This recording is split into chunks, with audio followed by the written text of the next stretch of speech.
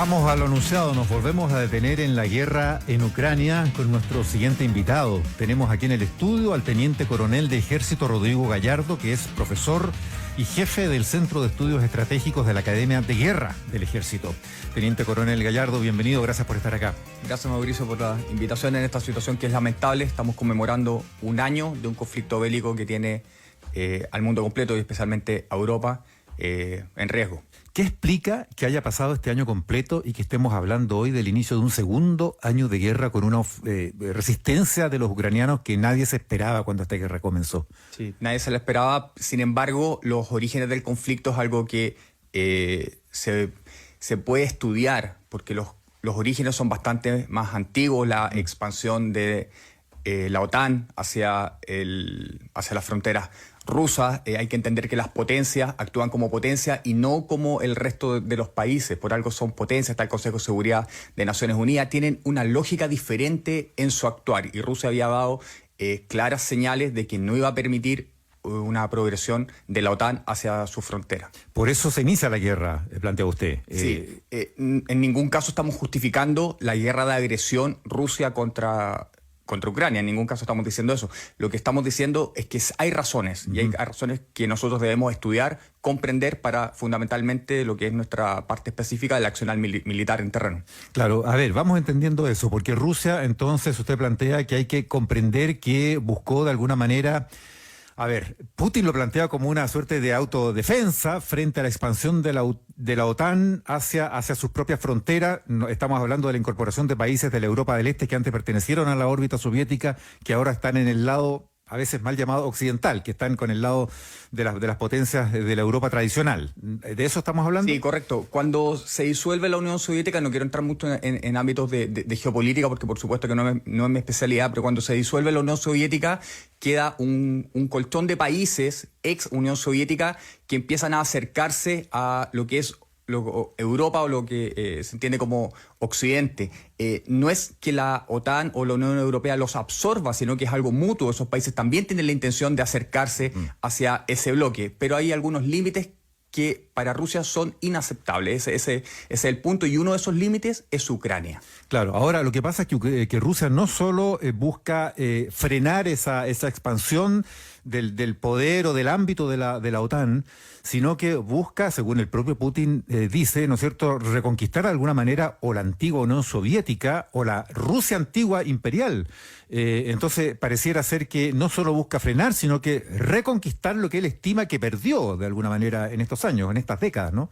Sí, de alguna forma eso es lo que se entiende. No es tan claro cuando vemos las declaraciones. Sin embargo, entendemos que la OTAN cruza algunos límites, por decirlo de alguna manera, para Rusia. Insisto, no estamos justificando la guerra de agresión de Rusia contra Ucrania. Ucrania es un país soberano, en teoría puede hacer lo que quiera, pero en la política real, en la realpolitik, los países no pueden hacer lo que quieran. Claro. Y Rusia lo toma así. El imperio ruso, el corazón del imperio ruso es Kiev, Minsk en Bielorrusia y Moscú. Por lo tanto, entrar a ese ámbito, salimos un poco de la parte meramente razonable y empezamos a la parte emotiva y en lo que es la generación y el corazón de un país. Y así lo ve Rusia, y por eso va a la guerra. Va a la guerra sabiendo que muchos de hombres jóvenes rusos van a morir en este enfrentamiento. Toma esa decisión difícil de ir a enfrentarse casi con Ucrania, apoyado por la OTAN, sabiendo que va a perder muchísimas vidas, pero va igual. ¿Y por qué va igual? Porque lo toma como un objetivo vital de su existencia. Por eso va. Estamos conversando con el teniente coronel de ejército Rodrigo Gallardo, profesor de la Academia de Guerra de esa institución. Comandante Gallardo, aquí hay una cuestión, vuelvo a la pregunta inicial, o sea, ¿qué explica que Ucrania haya resistido? Nadie se imaginaba que esto iba a ocurrir. ¿Esto es una cuestión que está en el espíritu de los ucranianos o finalmente los suministros de armas de sus países aliados, de Occidente, de las potencias europeas, Estados Unidos, es lo que ha permitido que esto dure hasta acá y tenga avisos de seguir durando? En un primer momento es netamente por la voluntad de lucha de la población ucraniana, porque estaban resistiendo con los medios que ellos tenían. Con posterioridad, gracias al apoyo de armamento de los países de la OTAN, van recibiendo material necesario para ir contrarrestando a las fuerzas rusas. Las fuerzas rusas si uno lo ve en términos militares, en los primeros días son tremendamente exitosas en un gran avance, muy rápido, con muchos kilómetros conquistados. Sin embargo, después no tienen la capacidad para mantener ese territorio. Esas primeras semanas son netamente por el espíritu y voluntad de lucha del pueblo ucraniano, porque se defienden con los medios que ellos tienen. Posteriormente, Occidente comienza a entregar armamento en forma escalonada. Lo primero que vimos fue muchísimo armamento antiblindaje y antiaéreo de muy corto alcance para frenar la ofensiva rusa, lo que consiguen.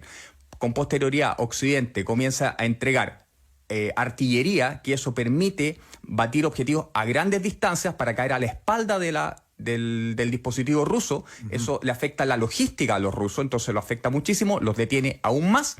Y finalmente, lo que Ucrania necesita para recuperar territorio es unidad de maniobra, entiéndase, tanques y carros para poder avanzar en el terreno.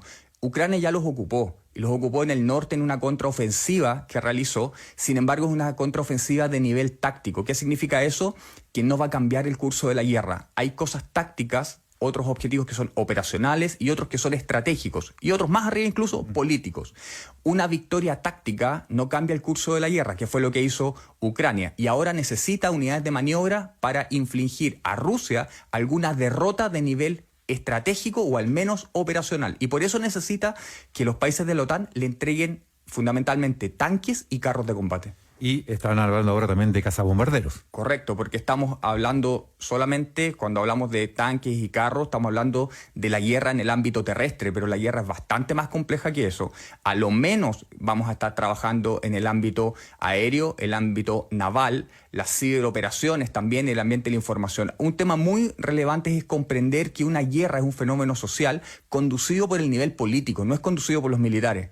Y el poder político tiene a lo menos 4 elementos para trabajar: la diplomacia, la economía, el ambiente, la información y las fuerzas militares. Con esos 4 elementos, él articula el accionar de la guerra. La parte militar es solo un componente. Lo que estamos viendo ahora y con lo que uno se queda con las imágenes es fundamentalmente el accionar terrestre de la fuerza. Pero eso no es todo. La guerra es muchísimo más compleja que eso. Entonces tenemos que ser escépticos, comandante Gallardo, cuando el presidente Zelensky de Ucrania habla de una contraofensiva en este 2023, habla de reconquistar incluso el Donbass, y en algún minuto Zelensky habló hasta de reconquistar Crimea, que ya había perdido por el 2014.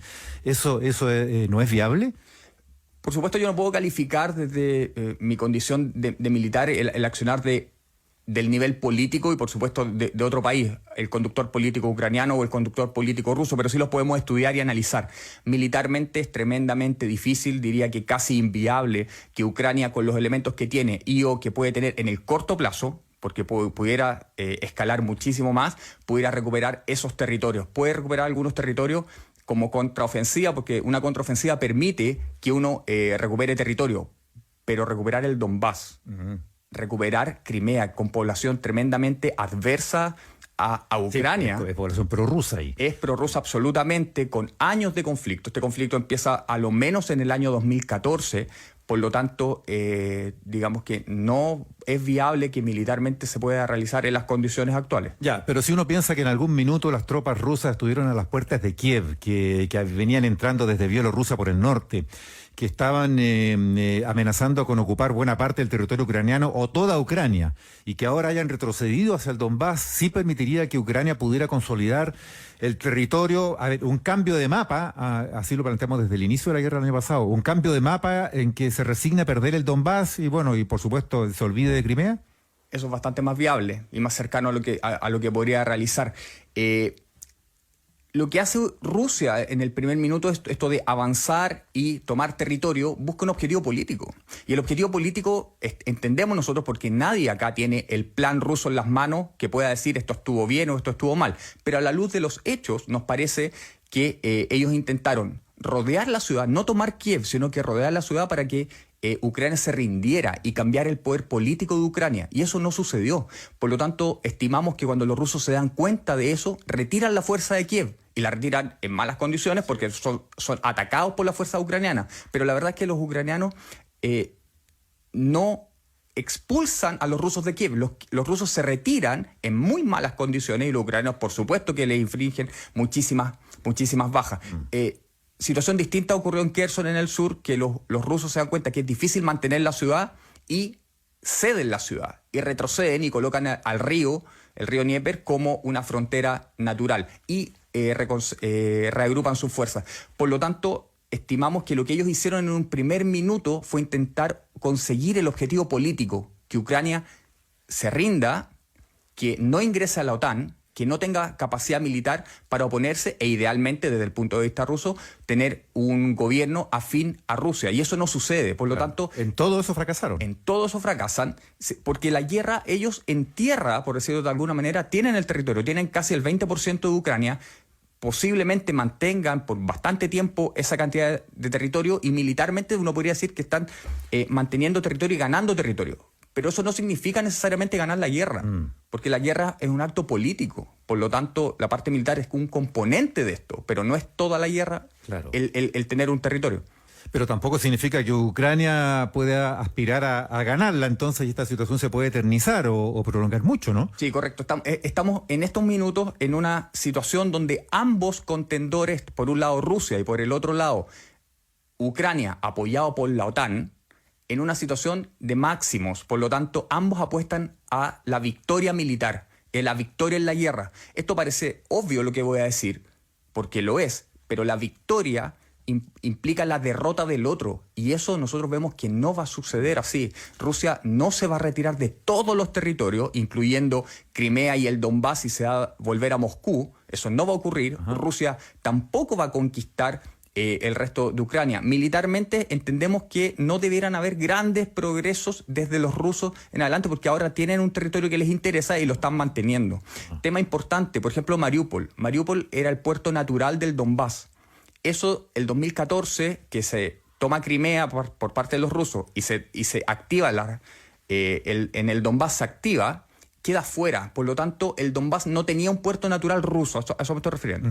Luego de esta invasión, tiene un puerto natural. Por lo tanto, esa región es tremendamente rica y va a tener un flujo económico constante con ese puerto. Y por otra parte, en Crimea, cuando se inicia el conflicto, se reactiva el canal del norte, porque Crimea tiene problemas serios de agua, de abastecimiento de agua, que viene desde el lado controlado por los ucranianos. Ellos habían realizado una presa, etc. Los rusos lo toman y ahora hay abastecimiento de agua en Crimea. Entonces ahí tenemos dos objetivos estratégicos que sí pueden cambiar el curso de la guerra. ¿Qué cosa? Crimea, o el abastecimiento de agua a Crimea, y el puerto natural del Donbass, que es Mariupol. Si Ucrania inflige daño en cualquiera de esos dos, sí puede cambiar el curso de la guerra, porque son objetivos estratégicos. La contraofensiva que realizaron en forma previa fue una contraofensiva exitosa, una derrota rusa, sin duda, pero de nivel táctico. No va a cambiar el curso de la guerra. Cuando se habla, Teniente Coronel Gallardo, de la amenaza nuclear, uno se empieza a preguntar por qué esta guerra, teniendo Rusia las capacidades nucleares, sigue siendo de nivel convencional, una utilización nuclear. No estoy hablando de que vayan a hacer estallar una bomba atómica tipo Hiroshima o peor ahora en estos tiempos en Kiev. Pero un uso más, no sé si se puede decir así, quirúrgico del armamento nuclear de menor alcance, ¿es concebible o eso hace estallar el mundo? Y hay una respuesta que sería inevitable también de Estados Unidos o de otras potencias o de la misma OTAN. El tema es que entramos a lo desconocido. Se ha ocupado solamente en la historia de la humanidad una vez poder atómico de una potencia contra un país que no era potencia y que no tenía respaldo nuclear. Por lo tanto, hoy día vemos que se ocupa como retórica, como medida de presión, pero no se actúa. ¿Y por qué no se actúa? Porque es impredecible lo que puede suceder. Sin embargo, Estados Unidos declaró que ante una amenaza va a actuar con todos sus medios, fundamentalmente con poder convencional. Pero lo que va a pasar ahí, si es que ocurriera, es que eso va a ocurrir en Ucrania. No va a ocurrir en otro territorio. Claro. Tanto los ataques, las defensas o esas cosas ocurrían en Ucrania. Y ese pueblo ya está muy deprimido, ese país, finalmente hay que reconstruirlo, sea cual sea el resultado del conflicto. Y sea cual sea el resultado del conflicto, rusos y ucranianos van a seguir siendo vecinos. Por lo tanto, van a seguir comerciando en 50, en 100 años más. Esas relaciones de alguna forma se van a ir recomponiendo. ¿Qué es lo que hay que hacer? Buscar consolidar la paz, porque una guerra eterna lo único que va a hacer es desgastar completamente a todos los oponentes. Otra pregunta que nos hemos hecho muchas veces es por qué Ucrania siempre solo se resistió y solo buscó hacer retroceder, o como usted plantea, los rusos fueron los mismos que fueron retrocediendo en su minuto en estas operaciones cuando ya empezaron a abandonar los alrededores de Kiev y a instalarse más consolidadamente en el Donbass. ¿Por qué Ucrania nunca, porque en la guerra uno dice que hay dos contendores y ambos buscan atacarse? ¿Por qué Ucrania nunca atacó ciudades rusas o territorios rusos? Porque no puede. Porque no tiene la capacidad, no estoy diciendo la voluntad, tiene toda la voluntad, pero no tiene la capacidad para realizarlo. Realmente Rusia es un tremendo ejército, una fuerza armada muy, muy grande. Las ucranianas también, cuando las comparamos con nosotros, por supuesto que ambos son países gigantescos. 40 millones de habitantes, 140 millones de habitantes, fuerzas armadas de ese nivel, y los rusos fundamentalmente invierten mucho de su PIB en fuerzas armadas. Entonces, Ucrania no puede, no es que no quiera, no puede, no tiene la opción de realizarlo. Volviendo un poco a los objetivos y volviendo a tomar Kiev, siempre lo decimos, Kiev es una ciudad de dimensiones de 3,5 millones de habitantes, la mitad de Santiago. Uh-huh. Por lo tanto, con 40.000 hombres, que es lo que nosotros estimamos que Rusia estaba realizando eso, no puede invadir Kiev porque fundamentalmente no alcanza esa cantidad de soldados. No es viable. Claro. Lo que sí se podría haber hecho era rodearla, amenazar y que el poder político desistiera de este esfuerzo bélico. Pero no ocurre. No ocurrió y hasta la fecha no va a ocurrir. ¿Qué cabría esperar, Teniente Coronel Gallardo, en los próximos meses, sobre todo con la llegada de los tanques Leopard, que son los mismos que tiene Chile, dicho sea de paso, el ejército chileno, alemanes, o los tanques americanos o eventuales aviones de combate? Simplemente la consolidación de lo que ya ha podido recuperar Ucrania, o una eternización de las hostilidades en esa frontera. Ese armamento debiera permitir que Ucrania efectivamente realice una contraofensiva, pero no en todo el frente. Ese frente es demasiado amplio para la cantidad de material que le están entregando. A Ucrania soldados no le va a faltar, soldados de infantería. Soldados entrenados no los tiene, por lo tanto están siendo entrenados en estos países. Hay en España, hay en Inglaterra, están entrenando tripulaciones de estos tanques porque no es un elemento sencillo de emplear. Uh-huh. Ya es complejo como sistema emplear un tanque, ahora emplear varios tanques juntos y coordinarlo necesita mucho entrenamiento. Por lo tanto, ¿qué tienen a favor las fuerzas ucranianas? Adquirieron muchísima experiencia, que eso es invaluable. Y ahora necesitan operar estas nuevas máquinas y hacerlas trabajar en conjunto, en forma sinérgica, para poder ofender y ganar territorio. ¿Qué es lo que esperamos que...